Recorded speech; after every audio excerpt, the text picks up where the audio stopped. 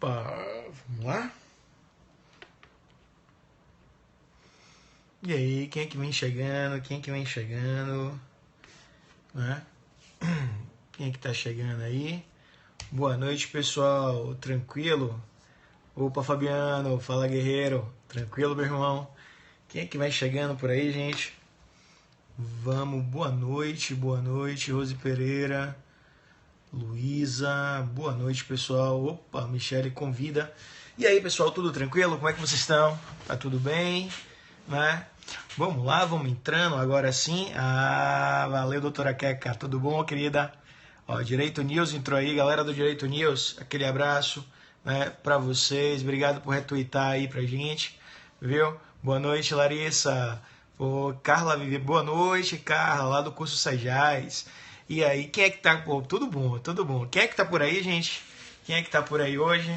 Aí o pessoal, pronto, o pessoal já vem chegando, ó, Rio Grande do Norte, apareceu aí, ó, a galera do Rio Grande do Norte.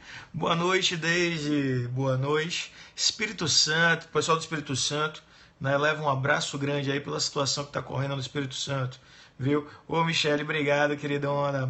São Paulo, Débora de São Paulo, Rio Grande do Sul, São Luís do Maranhão, Sergipe, Rio de Janeiro, BH, Cabo Frio, Rio de Janeiro, Volta Redonda, Manaus, galera de Salvador também tá na área, Imperatriz no Maranhão, Mato Grosso, Campinas, Patos de Minas sempre por aqui, né? São Luís, Brasília, galera de Brasília, galera com força, galera de Brasília, galera de Aracaju, né? Pronto, Direito News pedindo para compartilhar, obrigado, pessoal, vamos compartilhar também. Glória de Goitá, Pernambuco, pessoal do Espírito Santo, mais uma vez eu falo, né?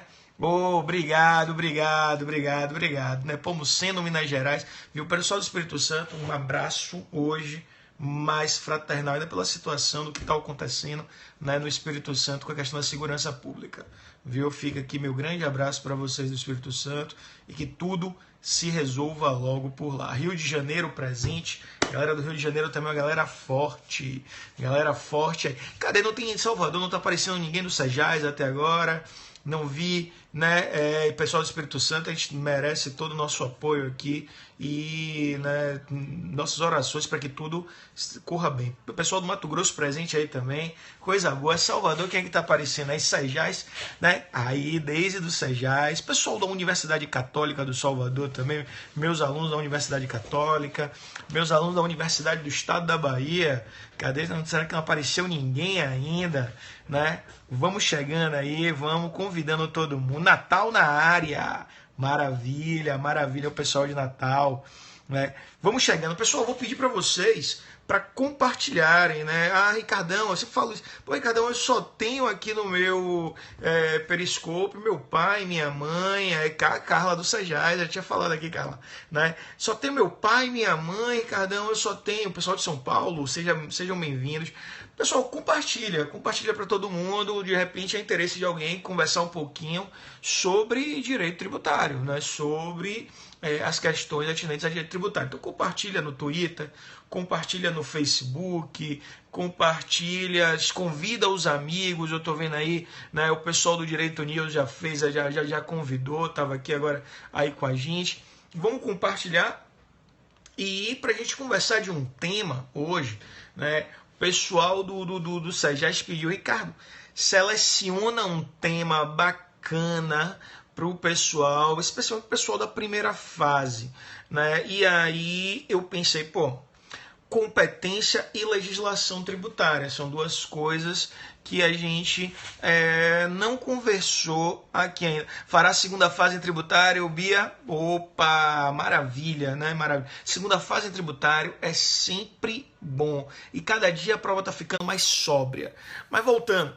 Então, assim, escolhi o tema hoje, competência e legislação. Não é um dos temas mais gostosos de falar. O tema da semana passada foi um tema, princípios é bacana, princípios é massa, né? Falar de princípios é sempre gostoso. Só que essa parte de competência, né? Agora foco nos concursos, pronto. Então seja bem-vindo, Neila, seja bem-vindo mesmo. Né? Essa parte de competência tributária, essa parte de legislação tributária, né? Opa, Kalina, seja bem-vinda, querida. Né? Essa parte de legislação tributária são duas coisas que caem muito em prova.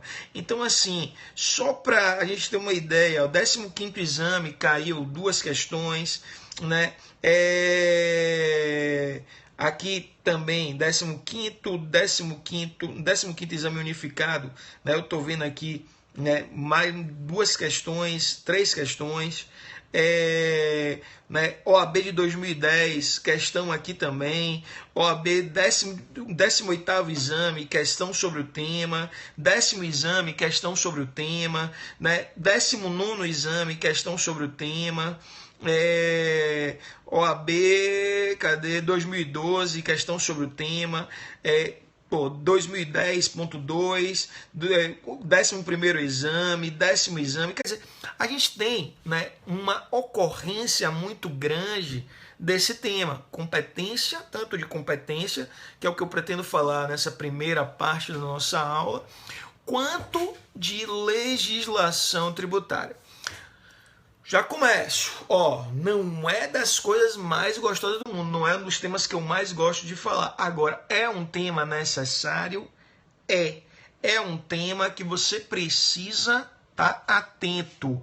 Então, eu vou pedir para vocês, para hoje, né, dar essa licença. Ricardão, eu gosto de falar mais de obrigação. Né? Semana que a gente falou de responsabilidade outro dia. Eu prefiro crédito, maravilha. Depois a gente vai intensificar um pouco nos tributos em si, nos impostos em si, mas né, vai ser nas próximas aulas, a gente vem aqui para conversar. Mas hoje decidi então falar sobre competência e legislação. É chato, cai, porra! Mas cai na sua prova. Se cai na sua prova, é importante da gente conversar. É importante. Nem tudo aqui tem que ser bom. Nem tudo. Estudar. Bom é ir pra praia. Eu amo ir pra praia. Bom andar de cavalo. Né? Quem me acompanha lá no Instagram, né? Depois até botem meu Instagram aí, por favor. Ricardo Xavier 28. Sabe que eu adoro andar de cavalo. Né? É uma delícia. Né? Uma delícia. Mas isso aqui cai na sua prova. Né? Isso aqui cai na sua prova. Então, vou convidar vocês, vou pedir a vocês que vocês venham comigo. Bom é aprender. Isso, meu doutor. Valeu, Davi. Né? Bom é... Cibele e Davi, na realidade, né? Cibele e Davi. Né? Bom é aprender. Então, vamos comigo. Olha quem entrou aí. Ele, o mestre da dica iluminada. Obrigado, Reginaldo. Vamos compartilhar. Ele, entrou aí o professor Diego Oliveira. Aquele cara, o mestre da dica iluminada. Depois, pessoal, segue Diego Oliveira aí também, né? Professor Diego Oliveira, salvo engano, né? Segue o periscópio dele aí, Diego Trabalho, meu irmão. Pô, irmãozão, quem arrasa é você, sou seu fã, né? Então, assim, tá assistindo com filho de 2 meses? É bom, dá pra falar vamos maneirar no palavrão, então, beleza? Valeu, Diegão, obrigado por você estar aqui, cara, obrigado mesmo, viu? Sua presença é sempre importante. Então, Diego Trabalho, o pessoal segue lá e procura também ele no Instagram, professor Diego Oliveira, o mestre das dicas iluminadas. Vamos então começar? Vamos então, a gente já conversou aqui um pouquinho, eu expliquei, né? Vamos compartilhar para todo mundo. Obrigado, Diegão. Vamos então começar para a gente falar sobre o nosso tema. Vamos começar então com competência tributária, beleza? Vamos começar com competência tributária. Pessoal, quando eu falo de competência tributária, eu tenho que fazer logo uma diferenciação.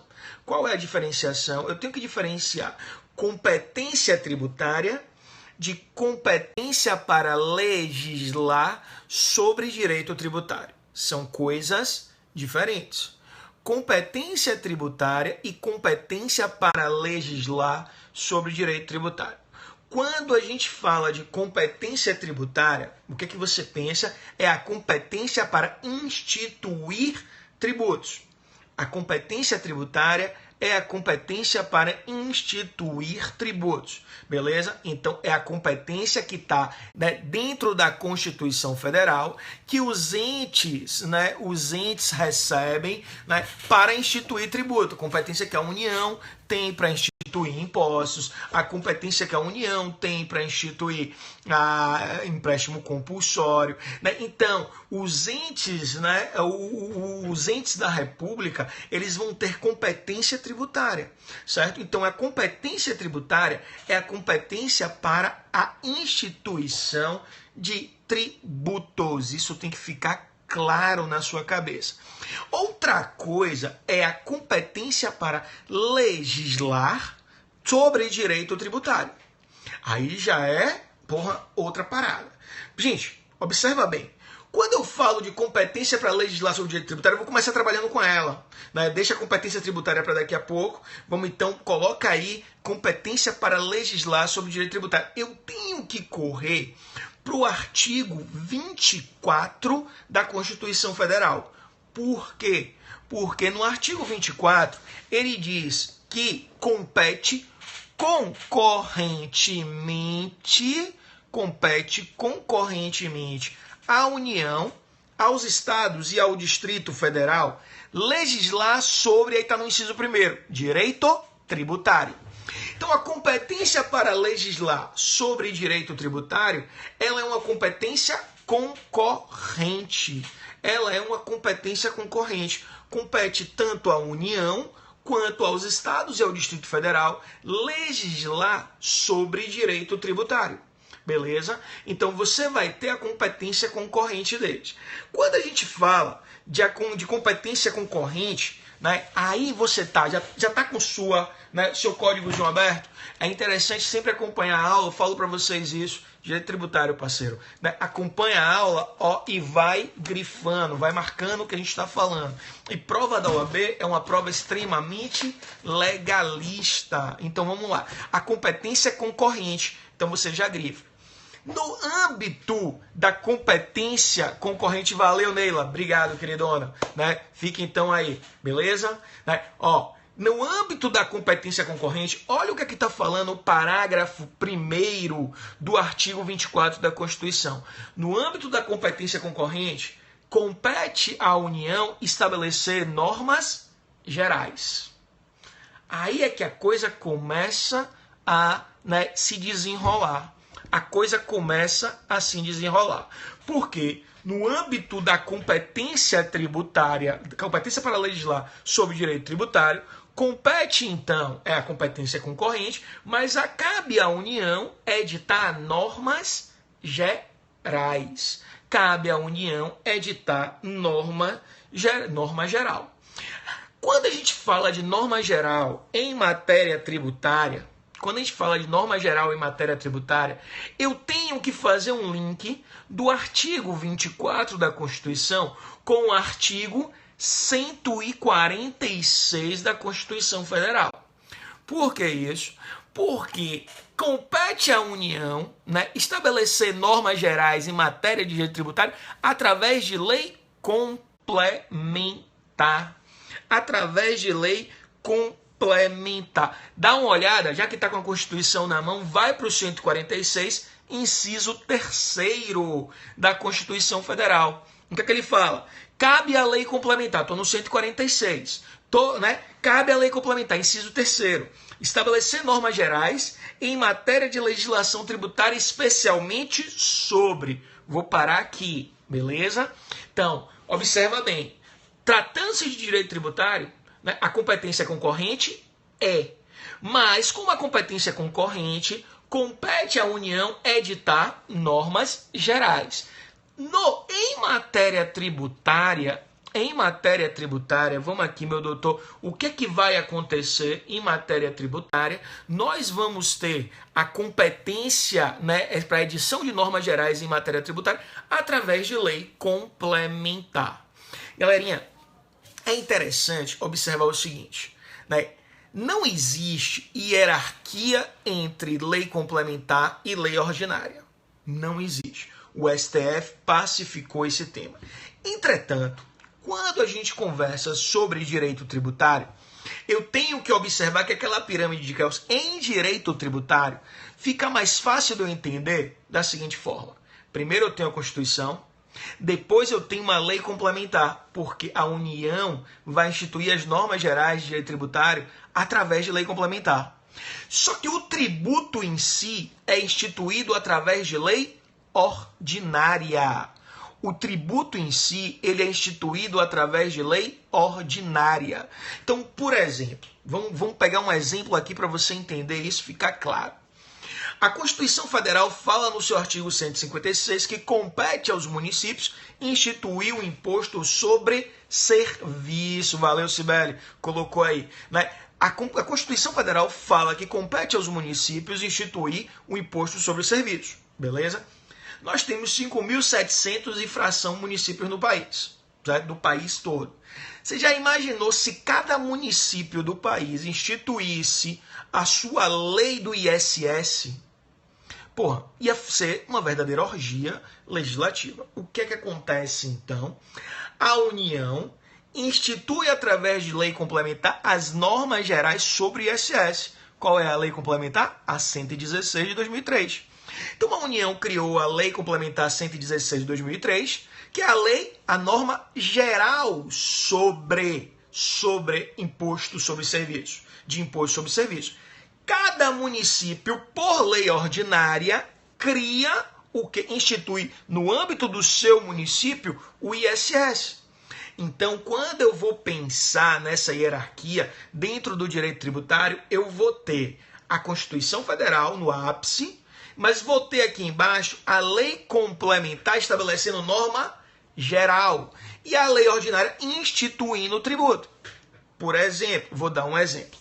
O Código Tributário Nacional, ele foi recepcionado como lei complementar. Ele foi editado como lei ordinária em 1966. Mas, desde a Constituição de 1967, ele foi recepcionado como lei complementar. E ele foi recepcionado pela de 67, foi recepcionado também pela de 88. Então, ele representa o quê? Uma norma geral sobre direito tributário. Isso é interessante. Então, dentro do Código Tributário Nacional, nós temos normas gerais. Por exemplo, qual é a norma geral do IPTU? A norma geral do IPTU está lá, artigo 32 do CTN. É o quê? Uma norma geral do IPTU. Então, a União estabeleceu por normas gerais o IPTU. Só que o IPTU compete a quem? A cada município.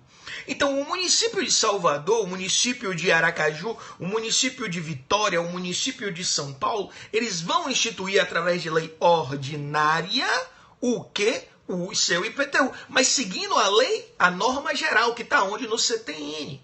Vou dar outro exemplo, né? O ITR, Imposto sobre Território Rural. Onde é que está a norma geral do Imposto sobre Território Rural? Vai estar também dentro do CTN. O CTN, lá no seu artigo 29, né, ele vai estabelecer o quê? Né, as normas gerais sobre o ITR. Ele vai falar do ITR. Beleza, tá lá falando do ITR, mas a União também instituiu, através da 9393 de 96, a lei ordinária instituindo o ITR. Então, quando eu falo de matéria tributária, o que é que eu tenho que lembrar? Primeiro, eu tenho que lembrar que a competência em matéria tributária é concorrente. Vamos lá, concorrente entre quem? Artigo 24 da Constituição Federal. Concorrente entre a União, Estados e Distrito Federal. Só que aí eu venho lá para o parágrafo 1º. No âmbito da competência concorrente, compete à União instituir norma geral. Só que em matéria tributária, eu já faço o link com o 146, inciso 3º. Em matéria tributária, a União vai estabelecer normas gerais através de lei complementar. Então eu tenho que lembrar, as normas gerais em matéria tributária são estabelecidas através de lei complementar. Através de lei complementar. Entretanto, contudo, né, todavia, a instituição de cada tributo pelo ente competente vai ser através de lei ordinária. Então a União estabeleceu uma norma geral sobre ITR, através de lei complementar, no caso, o CTN, que foi recepcionado por lei complementar, contudo também instituiu o ITR através de lei ordinária. A própria União, né? Um e outro. Beleza, doutores? Agora que vem um detalhe, né? Volta para o artigo 24 da Constituição, porque ele vai falar o seguinte, parágrafo 2º, a competência da União para legislar sobre normas gerais não exclui a competência suplementar dos Estados. Beleza? Então o Estado ele vai suplementar aquela norma geral, né? E aí, parágrafo 3º, né? Inexistindo lei federal sobre normas gerais, os Estados exercerão competência legislativa plena para atender às suas peculiaridades. Essa daqui é questão que a gente é vezeira em prova de concurso, esse parágrafo 3º. Por quê? Vou dar o grande exemplo aqui, vou fazer que nem Cristiano Lopes, vou dar o bizu aqui da coisa, né? Tô me apropriando do jargão do meu amigo Cristiano. Veja bem, galera, o que acontece aqui, né? Veja, o imposto sobre a propriedade de veículos automotores, né? Ele é um tributo de competência dos estados. O que é o artigo 155 da Constituição Federal? Diz que os estados poderão criar imposto sobre a propriedade de veículos automotores. Contudo, não existe norma geral, não existe uma lei complementar tratando sobre o imposto sobre a propriedade de veículos automotores. Não existe uma lei complementar tratando sobre esse imposto. O que aconteceu então? Cada estado da federação criou a sua lei sobre IPVA. Onde é que está isso? No parágrafo 3º do artigo 24. Ou seja, inexistindo lei federal sobre normas gerais, é o caso do IPVA, os estados exercerão competência legislativa plena para atender suas peculiaridades. Então, o estado da Bahia, ele vem lá e cria a sua lei complementar, a sua lei, né, sobre IPVA. O estado de São Paulo vai lá e cria sua lei sobre IPVA. O estado do Rio de Janeiro cria sua lei sobre IPVA. Mas a União ainda não editou uma norma geral sobre IPVA. Mas tranquilo, pacífico. Inclusive, isso em 2001, o STF chancelou esse parágrafo 3º dizendo que compete aos estados realmente, né, realizarem aqui, né, exercer a competência legislativa plena, né, para atender às suas peculiaridades. Agora tem um detalhe no parágrafo 4º do 24. Olha o que ele vai falar aí. A superveniência de lei federal sobre normas gerais suspende a eficácia da lei estadual no que lhe for contrário, galerinha. Quem tá com código, grifa o suspende. Vamos lá, então. Se, né, cada estado hoje tem uma lei do IPVA. Se a União vier a editar, né, vamos dizer agora em 2017, o presidente, né, que está aí em exercício, resolve editar, então, né, o Congresso aprova, o presidente publica o quê? Uma lei geral sobre o IPVA. A lei geral do IPVA, ele não vai revogar as leis ordinárias de cada estado. Não revoga. O que acontece, galerinha? Esse aqui também é algo que você tem que estar ligado. O que acontece? Não, ele suspende naquilo que lhe for contrário. Ah, interessante. Por quê? Porque se amanhã a lei federal, no caso a lei complementar, for revogada, a eficácia dos dispositivos em contrário voltam. Não é repristinação. Na realidade, ele suspende. Há uma suspensão e não uma revogação. Até porque, né, uma lei não vai revogar a outra. Então, na realidade, andamos de competências diferentes. Uma vai ser federal, uma é União, outra são os estados. Mas ele suspende a eficácia, como está dizendo na Constituição, e, né, no que lhe for contrário. Então, né, no que não for contrário, continua, mas no que lhe for contrário, suspende. Mas se amanhã essa lei federal vier a ser revogada, o que acontece? Essa norma geral, ora, então, né, as leis estaduais voltam a viger plenamente, porque elas só ficaram suspensas. Beleza, doutores? Isso é extremamente importante pra gente. Isso é extremamente importante pra gente, beleza? Então vamos aqui. Vamos voltar então para o artigo 146, né, é interessante observar essa questão de lei complementar. Porque caiu outro dia na prova da OAB, né, e ela é sempre interessante para a gente. Olha o que está falando aqui, né, o 146, inciso 3º. Cabe à lei complementar, inciso 3º, estabelecer normas gerais em matéria de legislação tributária, né, especialmente sobre, aí ele coloca, definição de tributos e de suas espécies, bem como a relação dos impostos discriminados nessa Constituição, a dos respectivos fatos geradores, base de cálculos e contribuintes. Meus doutores, isso aqui é muito interessante. Cabe à lei complementar fazer a definição de tributos e de suas espécies? Sim. E em relação, agora é bom grifar isso, que é em relação aos impostos, as contribuições não, isso foi objeto da prova do OAB recentemente, as contribuições não, as taxas não, o empréstimo compulsório não, a contribuição de melhoria não, só aos impostos discriminados na Constituição, a dos respectivos fatos geradores, base de cálculo e contribuinte. Isso é em relação aos impostos. Então, a lei complementar vai definir o fato gerador, né, a base de cálculo e os contribuintes dos impostos. Tem alíquota? Não tem alíquota. Não tem alíquota. Interessante. Quer dizer, ele só falou de fato gerador, base de cálculo e contribuintes. Ele não falou em alíquota. Ele não fala em alíquota. E ainda assim, isso é só para imposto. Essa pegadinha é velha em prova, pessoal. Essa pegadinha é velha em prova. Então, assim, não, né, compete à lei complementar definir fato gerador, contribuinte e base de cálculo da taxa. Porra, não. Isso é somente para os impostos. Né? Isso é somente para os impostos. Beleza, doutores? E aí vem letra B, obrigação, lançamento, crédito, prescrição e decadência de direito em decadência tributária. Prescrição e decadência só pode ser tratado através de lei complementar. Né? Obrigação, lançamento, crédito, prescrição e decadência. Isso é interessante porque observa lá que na lei de execução fiscal ele traz um dispositivo, artigo 2º, parágrafo 3º da Lei de Execução Fiscal, ele diz que com a inscrição em dívida ativa, né, vai suspender a prescrição durante 180 dias. Só que a Lei de Responsabilidade, ou a Lei de Execuções Fiscais, ela é uma lei ordinária, 6.830 de 80.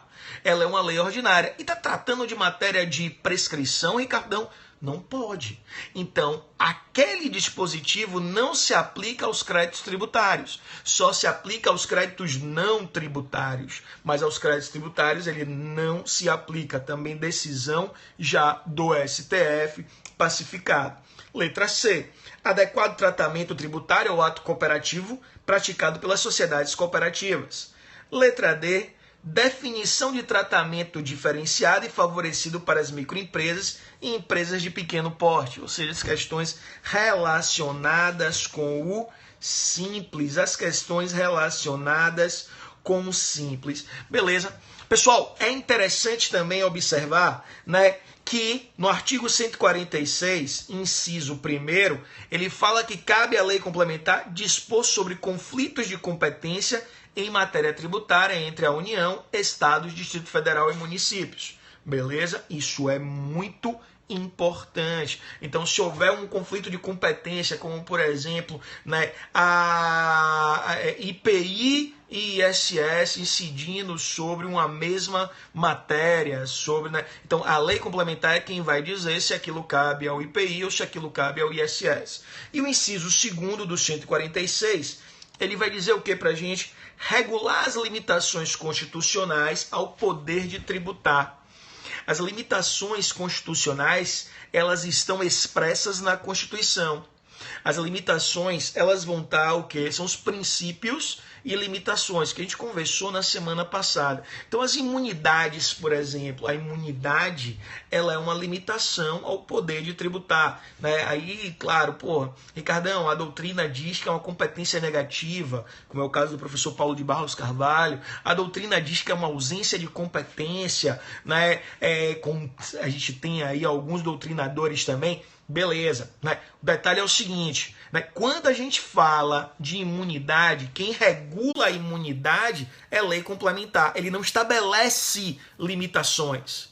Quem estabelece limitações é a própria Constituição. As limitações já estão estabelecidas na Constituição. O que a lei complementar vai fazer? A lei complementar vai regular. Então, por exemplo, vamos dar um exemplo legal aqui para Ricardão, o que é isso? Vai no artigo 150, inciso 6º, ele vai dizer o seguinte, né, é vedado à União, Estado, Distrito Federal e Município, aí inciso 6º, instituir impostos sobre, e aí vem a linha C.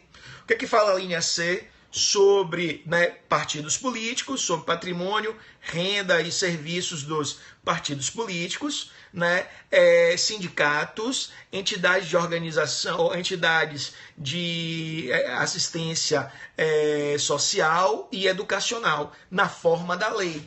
Que lei é essa? Essa lei é uma lei complementar. Quem é que regulamenta isso? É o próprio CTN, no seu artigo, né, no seu artigo 14, que diz que para gozar da imunidade, as entidades, os partidos políticos, as entidades, os sindicatos, as entidades de assistência social e educacional não podem mandar dinheiro para fora, não podem distribuir dinheiro entre os seus diretores e tem que reinvestir o dinheiro na sua própria atividade. Ricardão, outro, esse aqui é bacana, esse aqui eu tô, né, numa labuta com ele aí, né, bacana. Vai na Constituição, no artigo 195, parágrafo 7º, e observa que as entidades de assistência social gozam de imunidade das contribuições sociais. Quando ele fala isso, ele fala o quê no parágrafo 7? Na forma da lei. Que lei é essa? Lei complementar. Por quê? Ele fala, Ricardo, abri aqui meu código, ele está falando em isenção, Ricardão. Ele não está falando em imunidade. Vamos lembrar de novo uma coisa que a gente já falou na semana passada e que você, meu jovem tributarista, elite intelectual do país, 195, parágrafo 7º, doutor Reginaldo, jogador, né? Então, bota até aí na tela, por favor, Reginaldo, pra gente, para ir lembrando os artigos que eu estou citando aqui, certo? Né? Então, você, né, jovem tributarista, você que está aí, elite intelectual do país, está brocando, voando baixo, que a gente vai brocar essa prova, né? Você, na hora que lê isenção, 195, parágrafo 7º, 197 não, eu falei 97, 195, parágrafo 7º, obrigado, Sibeli, 195, parágrafo 7º. Né? Galera, quando a Constituição fala em isenção, é uma tecnia, leia-se imunidade. Por quê? Porque isenção é a exclusão do crédito tributário, né? Isenção é legal, a isenção não é constitucional. Quando fala da Constituição, é uma imunidade, porque a imunidade é constitucional. Então, quando ele fala que vai ser concedida a isenção, quando na realidade leia-se imunidade na forma da lei, eu tenho que voltar para o 146, inciso 2º. Né? A tecnia do legislador, doutor Caio, né? Seja bem-vindo, Caio, seja bem-vindo, irmãozão, né? Porque, volta para o 146, cabe à lei complementar, inciso 2º, regular as limitações constitucionais ao poder de tributar, Beleza, doutores? Galerinha, né? Pronto, obrigado, Luiz, obrigado, tamo junto, irmão, tamo junto, beleza? Galerinha, falei um pouquinho sobre competência para legislar. Isso né? Então, né, isso é muito importante para a gente, certo?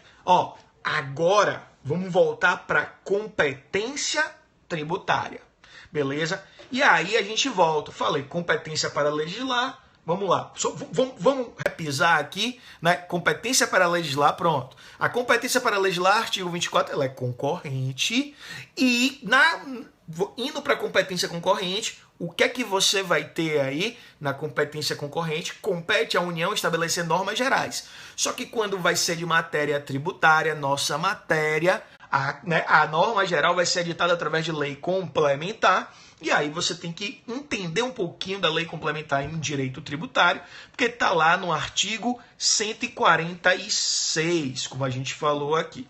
Tranquilo, doutores? Fácil.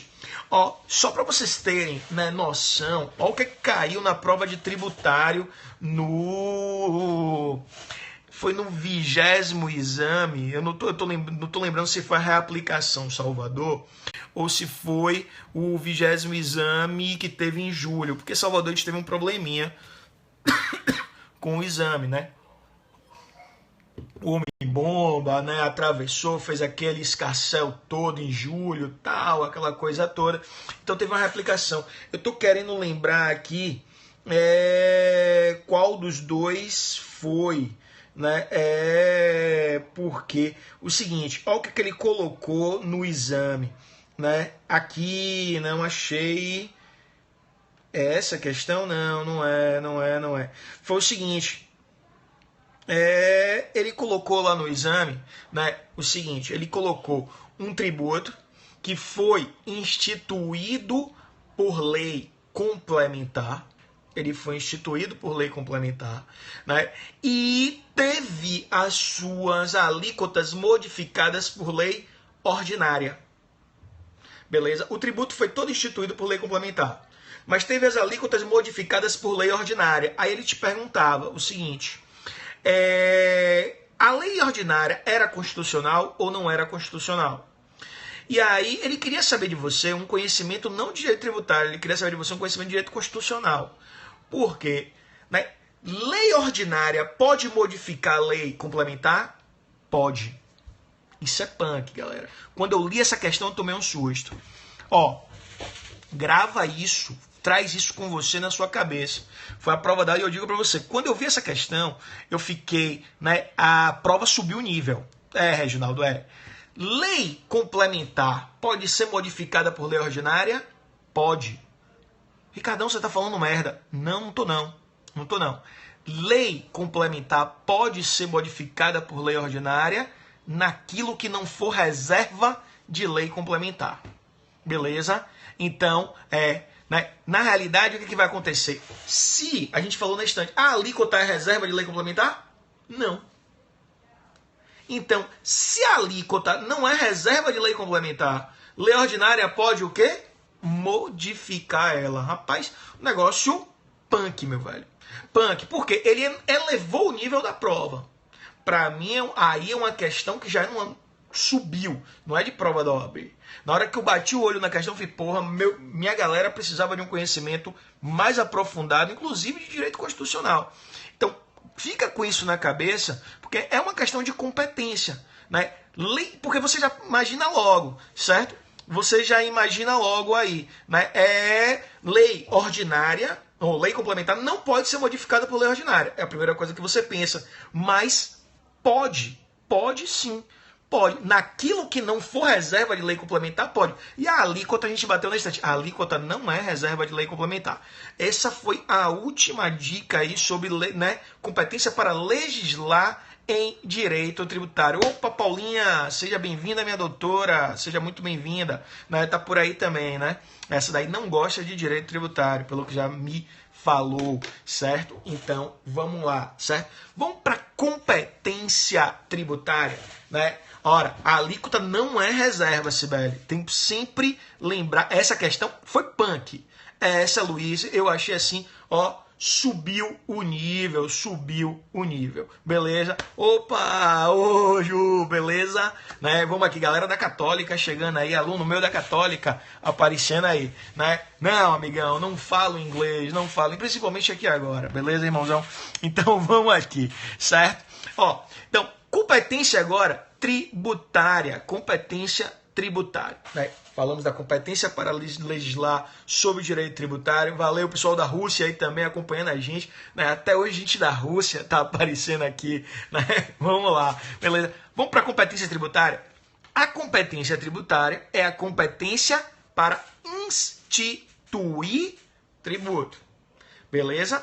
Ora, a competência tributária agora vai para o CTN. Vou dar aquele tempinho para você aparecer, né? Abrir o CTN. A competência tributária é a competência para instituir tributo. Beleza? Então, ora, o que acontece? A competência, né? Ela vai ser estipulada na própria Constituição Federal. A competência vai ser estipulada na própria Constituição Federal. Compete à Constituição estabelecer a competência tributária. Beleza? Ora, agora sim, né? Como falei para vocês, a Constituição ela vai delinear toda a competência tributária, que tributo compete a quem, mas eu preciso chamar a atenção de vocês para o artigo 7º do CTN. A competência tributária consiste na instituição de tributo. Quem tem competência tributária, então? Os entes da República, né? Os entes, né, da Federação. Quem são eles? A União, os estados, o Distrito Federal e os municípios. Isso, Reginaldo, joga aí pra gente, parceirão, né? A União, quem tem então competência tributária? A União, os estados, o Distrito Federal e os municípios. Essa galera aí tem competência tributária. Eles têm competência para instituir tributo. Quem tem competência, gente, é quem pode editar as leis. É quem pode criar a lei ordinária que institui o tributo, galera.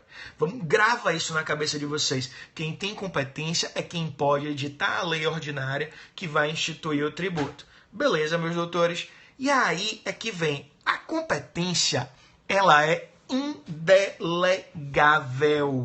A competência, ela é indelegável, doutores. A União não pode delegar a competência para instituir o imposto sobre produtos industrializados para ninguém. Os estados não podem, né, delegar a competência para instituir o ICMS para ninguém. A competência é indelegável. Entretanto, aí, tá com o caderno aberto? Bota assim, competência diferente de capacidade. Entretanto, a capacidade tributária é delegável. Cada um no seu quadrado, isso, Sibeli, né? Mas só que, por começar com C, competência e capacidade, a galera confunde muito. Competência para instituir tributos. Capacidade são os atos de fiscalização e arrecadação, doutores. Os atos de fiscalização e arrecadação podem ser delegados. Os atos de fiscalização e arrecadação podem ser delegados. Então, o que é que você vai ter aqui? A competência tributária é indelegável. O que é competência? É a instituição do tributo. Ela é indelegável. Mas os atos de fiscalização e arrecadação, que é o quê? A capacidade, são delegáveis. Pessoal, quem está com o código aberto, olha a leitura do artigo 7º do CTN. A competência tributária é indelegável, vírgula. Grifa essa parte que é interessante. Salvo atribuição das funções de arrecadar ou fiscalizar tributos. Arrecadar e fiscalizar é o que, galerinha? Capacidade. Não confundir competência com capacidade. A competência é indelegável? É, mas a capacidade é delegável. Inclusive, na própria Constituição Federal, isso aqui é importante, lá no artigo 153, parágrafo 4º da Constituição Federal, autoriza que a União delegue os atos de arrecadação e fiscalização do ITR, Imposto sobre a Propriedade Territorial Rural, para os municípios. Ah, então dentro da Constituição você tem essa possibilidade? Tem, doutores. Isso é importantíssimo. Isso é super interessante. Porque, ora, a União, ela pode delegar o quê? Atos de arrecadação e cobrança, né, do ITR para o município. Então, ele delega, né, para o município. Como assim? Por que isso, Ricardão? Porque é o seguinte, o município, né, Justamente, Sibeli, valeu, queridona, botou aí, ficou legal. Né? O município está mais próximo da propriedade territorial rural. Então, o que é que faz? A União chama o município e faz um convênio. O município, né? Chama, por exemplo, o município de Feira de Santana. Feira de Santana, vem cá. Ó, vamos fazer o seguinte. Você quer cobrar o ITR para mim? Cobro, sim, senhor. Pronto, você fica com a receita toda para você. Está lá no artigo 158 também da Constituição Federal. Quando delegado a capacidade do ITR para o município, compete a receita do ITR toda ao município. Então, assim, é uma delegação de capacidade, porque o município não pode modificar a lei do ITR. Né? Isso, Sibeli, valeu, queridona. O município não pode modificar a lei do ITR, o município não pode instituir o ITR, porque o ITR é de competência da União. Beleza, doutores? Então vamos frisar, né? Eu tô vendo até aqui, ó, 18º exame, caiu essa questão, né? 18º exame, questão 25, caiu exatamente essa questão que a gente está falando aqui. Beleza, doutores? Ó, vamos então, quando a gente tá falando aqui, né? Vamos pensar aqui na repartição da competência. Bota aí, então, vamos repartir a competência, né? Pessoal, né? Ó, ITR é competência da União. Vamos então repartir. Vamos primeiro para a competência da União. Compete à União, tá no artigo 153. Compete à União instituir o quê? O imposto de importação.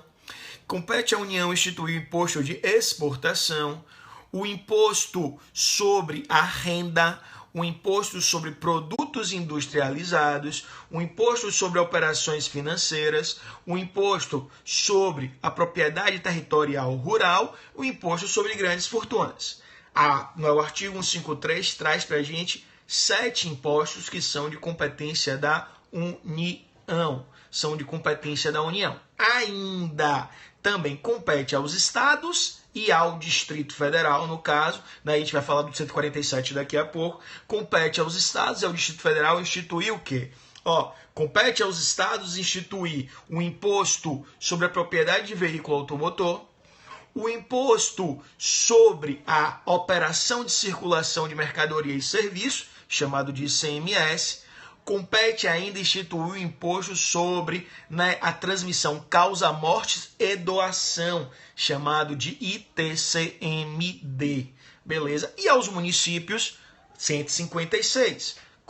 Artigo 156. Compete aos municípios instituir um imposto sobre serviço, o imposto sobre a propriedade predial e territorial urbana, o imposto sobre, né, a transmissão onerosa de bens imóveis, chamado de TBI, que aqui em Salvador chamamos de ITIV. Beleza? Essa é a repartição de competência que nós temos na Constituição. Ricardão, beleza. Coloca aí então. E a competência residual? Questão também que caiu em prova. A competência residual compete à União. Está lá no artigo 154. A 154.1, inciso 1. A União pode criar um novo imposto? Pode. Né? Valeu, Reginaldo. Isso mesmo, 155, competência dos estados, e 156, competência dos municípios. Vamos lá. Competência residual. A União pode criar um novo imposto? Pode. A União pode criar um novo imposto. Beleza? Só que, né, somente a União pode fazer, e ele pode fazer através de lei complementar.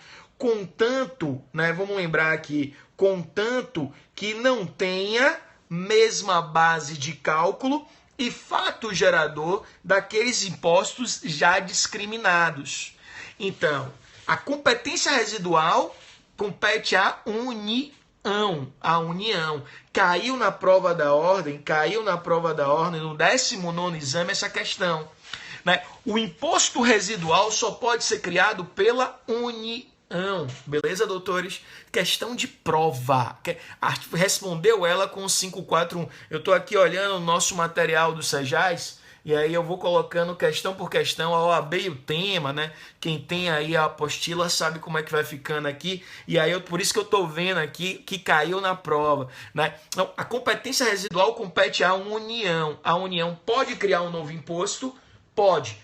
Esse novo imposto vai ser criado através de lei complementar e ele não pode ter nem mesmo fato gerador, nem base de cálculos dos outros impostos já existentes na Constituição. Beleza? Bota outro tópico, competência extraordinária. Ora, 1542. A União tem competência extraordinária para criar o quê? O chamado Imposto Extraordinário de Guerra.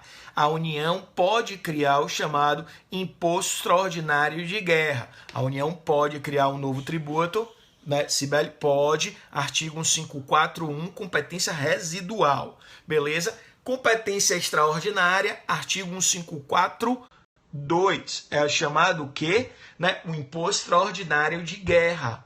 Certo? Então a União pode criar o Imposto Extraordinário de Guerra como uma competência extraordinária, é o que fala aqui, né, em casos de, né, na iminência ou no caso de guerra externa, ela pode criar um Imposto Extraordinário de Guerra. Beleza, doutores? Isso é interessante. Competência privativa. Vamos lá. Quais são os tributos que competem privativamente? Compete privativamente, vamos pensar aqui, compete privativamente à União o quê? O empréstimo compulsório, compete privativamente à União as contribuições sociais, né? Esses dois aí competem privativamente à União, beleza? Agora, né, compete privativamente aos municípios e ao Distrito Federal a contribuição de iluminação pública. A contribuição de iluminação pública. Então, né, compete privativamente à União os empréstimos compulsórios e as contribuições sociais. Compete privativamente ao município e ao Distrito Federal a contribuição de iluminação pública. Galerinha, isso também é importante. Só um detalhe, né, na competência, que a gente falou na estante aí, na competência, né, privativa das contribuições especiais, contribuições sociais. Galera, eu quero que você tenha uma atenção especial com isso. Eu lembro, quando eu estava fazendo minha dissertação, eu coloquei isso, porque a Constituição diz, compete privativamente à instituição, né, compete privativamente à União a instituição das contribuições sociais, de interesse de categoria profissional e de intervenção do domínio econômico. E aí, quando você vai para o parágrafo 1º do artigo 149, ele diz o seguinte, que os estados e municípios poderão criar as suas contribuições sociais para fazer o quê? Arrecadar, fazer frente, né? Para sustentar o seu regime de previdência próprio. Então, muito cuidado com isso. Apesar do caput do 149 dizer que é competência privativa da União, estados e municípios do Distrito Federal podem criar contribuição social, né, para sustentar o seu regime de previdência próprio, certo? Então, aqui no estado da Bahia nós temos, né, o FUNPREV. O FUNPREV é uma contribuição social do estado da Bahia que cobra dos servidores para sustentar, né, o regime de previdência próprio dos servidores do estado da Bahia. Beleza? Galerinha, bota um tópico, competência comum. Qual é a competência comum? Taxas e contribuições de melhoria. Taxas e contribuição de melhoria são competências comuns, porque tanto a União, Estados, Distrito Federal e municípios podem instituir taxas, tanto a União, Estados, Distrito Federal e municípios podem instituir, né, a contribuição de melhoria, né? Podem instituir, obrigado Jarbas, podem instituir as contribuições de melhoria, tanto um quanto o outro, né? Então são justamente, Sibeli, obrigado, queridona. Isso é uma competência comum, certo? Galera, vai para o 147 da Constituição, competência cumulativa. Esse artigo 147, eu acho ele fantástico. Por quê? No artigo 147 é onde diz que o Distrito Federal, ele, né, vai cumular a competência dos estados e a competência dos municípios. Então, por exemplo, o Distrito Federal ele institui o ICMS, que é um tributo de competência dos estados, e institui também o ISS, que é o tributo de competência dos municípios. Então, o 147 ele chancela essa questão do Distrito Federal. Só que ele traz, e aí quando você faz a leitura, fica um pouco confuso, né? Mas a gente vai tentar clarear ele aqui para você, né? Competência isso aqui, cumulativa no Distrito Federal, né? Observa bem um detalhe, ele traz a questão da competência nos territórios. Galera, hoje o Brasil não tem território, não tem, mas nada impede que possa ser criado um novo território. Impede? Não. Pode ter um novo território. Então, assim, se houver um novo território, a competência de todos os tributos no território pertence à União. Ok?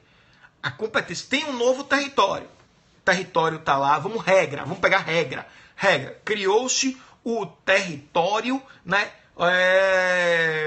Não sei. Vamos imaginar que criou um território. Beleza? Tá uma confusão aí. Criaram um território, né, no Brasil. Ora, a competência de todos os tributos pertence à União. Contudo, agora vírgula, se o território for dividido em municípios, os tributos municipais, né? Fernando de Noronha, uma ideia, né? Vamos lá. Né? Mas porque foi anexado, entendeu, Sibeli? Eu não quero nem pensar nisso para depois não confundir a cabeça de ninguém. Né? Se o território for dividido em municípios, os tributos municipais ficam com os municípios e os estaduais ficam com a União. Entendeu, gente? Então volta, pronto, né? Isso, Caio, valeu, meu doutor. O Caio botou aí também, né, uma frase bacana pra gente. Vamos lá. Criou-se um território, tá lá um território, tal e etc. O território tá aqui. A quem pertence a competência de instituir os tributos? A União. Pronto. Mas, se esse território é dividido em municípios, ora, os tributos municipais, aqueles, né, ISS, o IPTU, o ITBI, vai pertencer aos municípios. E os estaduais, Ricardão? A União. E os da União? Não, da União é da União, meu doutor. Então, da União é da União. Olha como é que está a redação do 147. Competem à União em território federal os impostos estaduais. E, se o território não for dividido em municípios, cumulativamente os impostos municipais. Ficou uma redação feia, não foi não, Caio? Ficou truncada, ficou uma redação meio ruinzinha. Né? Vamos simplificar. Tudo, se o território está lá, tudo compete à União. Mas se for dividido em municípios, os municipais competem aos municípios. E os estaduais e federais, à União. Fechou? Né? Fechou? Pronto. Isso, Sibeli. Né? Maravilha, né? Maravilha. Fica mais fácil, né, Caio? Fica mais fácil da gente, né, tentar entender isso aí. A redação da Constituição não é uma redação...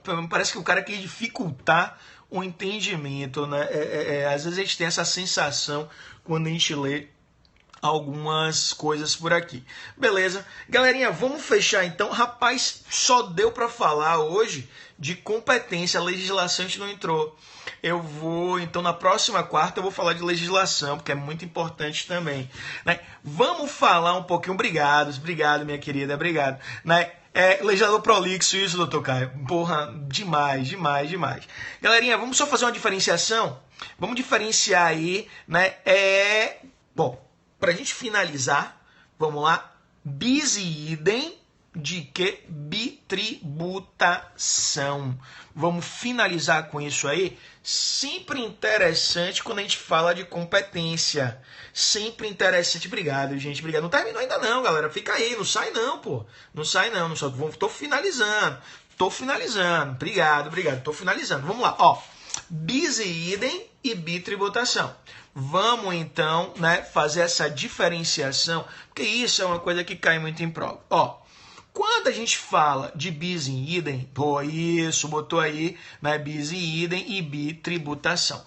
Quando a gente fala de bis e idem, eu tenho que lembrar o seguinte, o bis e idem, ele é lícito, ele é possível. O que é o bis in idem? Um mesmo ente, ele cria dois tributos sobre uma mesma materialidade, sobre um mesmo fato gerador. Isso é comum, isso acontece. Por exemplo, a União, né, ela instituiu o imposto de renda da pessoa jurídica sobre o quê? Né, sobre o lucro, o faturamento, né? Vamos pegar aqui no caso do lucro presumido, beleza? A União também cobra CSLL, Contribuição Social sobre o Lucro Líquido, na mesma materialidade. São dois tributos diferentes, um é um imposto e o outro é uma contribuição. Ele vai o quê? Cobrar duas materialidades, dois tributos sobre o mesmo fato gerador. Então, né, quando o empresário, aquele empresário que ele, valeu meu irmão, né, quando o empresário que ele paga, ele tem lá, né, no caso, o empresário que contribui, né, o imposto de renda sobre o lucro presumido. Uma hora a gente fala mais um pouquinho de lucro presumido.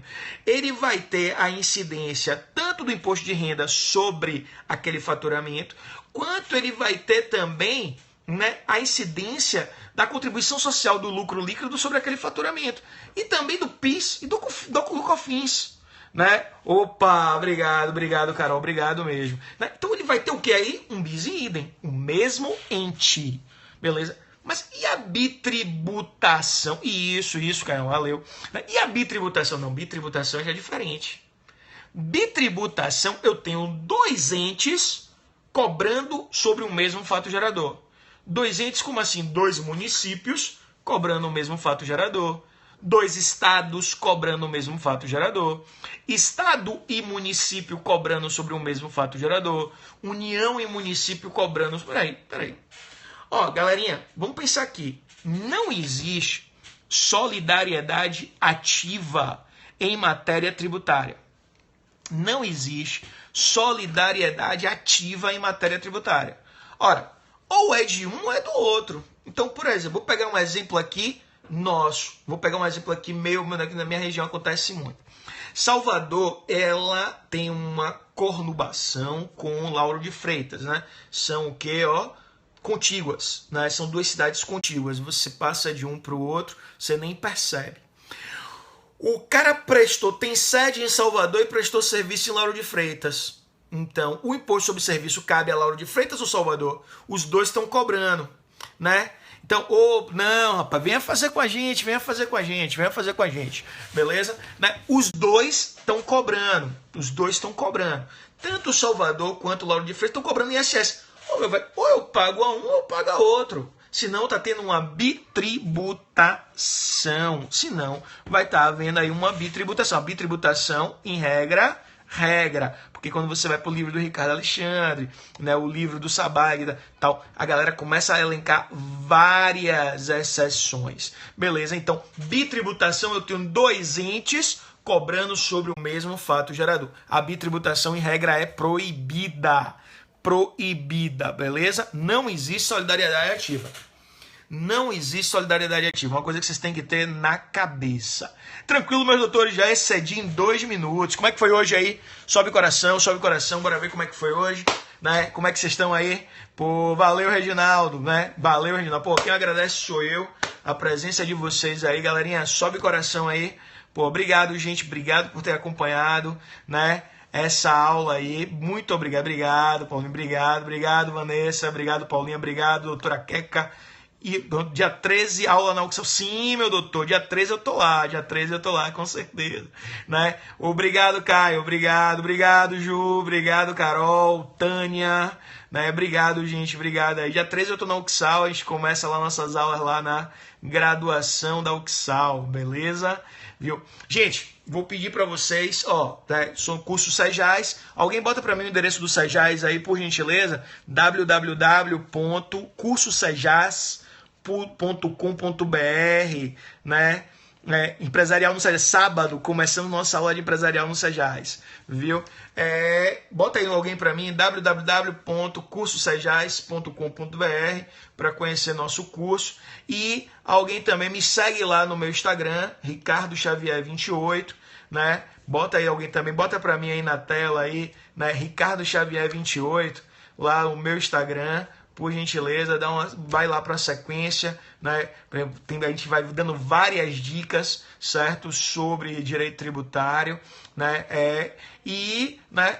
Tô lá no Facebook também, Ricardo Xavier, vocês me acham. Beleza, doutores? Beleza, então? Pronto. Obrigado, Reginaldo. Galerinha, vou deixando aí vocês. Fiquem com Deus, né? Até semana que vem. Ó, um beijo grande no coração de todos vocês e muito sucesso aí nessa preparação da primeira fase, tá bom? Um abração. Tchau.